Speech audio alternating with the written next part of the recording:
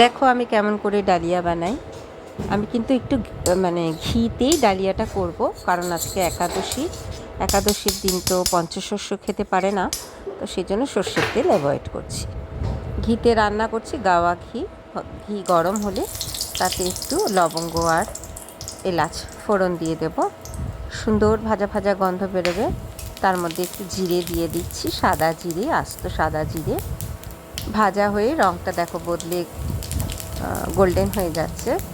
এই সময়তে আমি এর মধ্যে অ্যাড করে দিচ্ছি চেরা দুটো কাঁচা লঙ্কা। আমি এর মধ্যে দুটো চেরা কাঁচা লঙ্কা দিয়ে দিচ্ছি। সুন্দর করে ভাজা হবে, দেখো ভাজা হয়ে। এবার আমি বিনস অ্যাড করে দিলাম।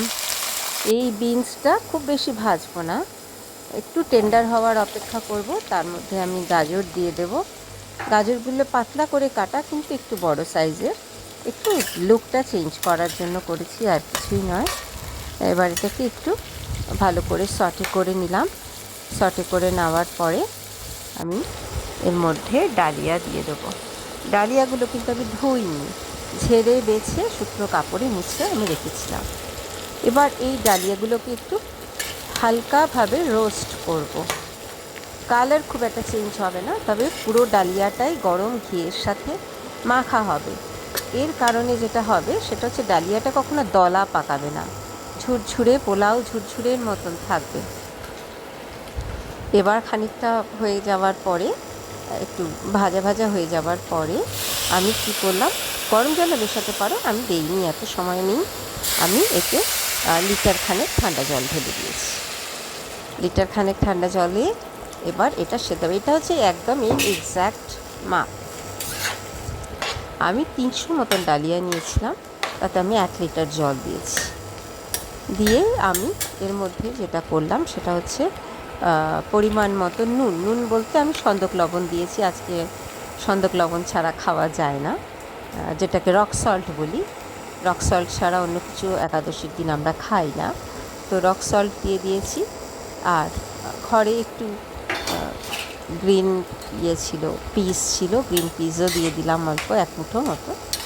দিয়ে আমি সুন্দর করে নেড়ে চেড়ে একটুখানি মিষ্টি দিয়েছি, চামচখানে মিষ্টি দিয়ে আমি এবার এটাকে ঢেকে দেব এবং 7 থেকে 9 মিনিট বাদে আমি ঢাকনাটা তুলেছি। তোলার পরে আমি দেখলাম জলটা 90% অ্যাবসর্বড হয়ে গেছে। একটু তাকিয়ে ভালো করে দেখো, একটু জল দেখতে পাবে সামান্য। ঘাবড়ানোর কিছু নেই, পুরো জলটাও শুষে নেবে এবং একটুও দলা পাকাবে না, একদম ঝুরঝুরেই হবে। এই অবস্থাতে কিন্তু আমি আবার একটু ঢেকে আমি কিন্তু ফ্লেমটা অফ করে দিলাম, কোনো হিট আর থাকবে না। ওই এমনিতেই গ্লাসটা একটু বেশ, গ্লাস টপটা গরমই হয়ে থাকে, তো ওর হিটে যেটা হবে দিয়ে আমি আবার একটুখানি ঢেকে রেখে দেবো। এবং পরিবেশনের সময় তুমি দেখতে পাবে এটা একদম ঝুরঝুরে। একবার করে দেখো।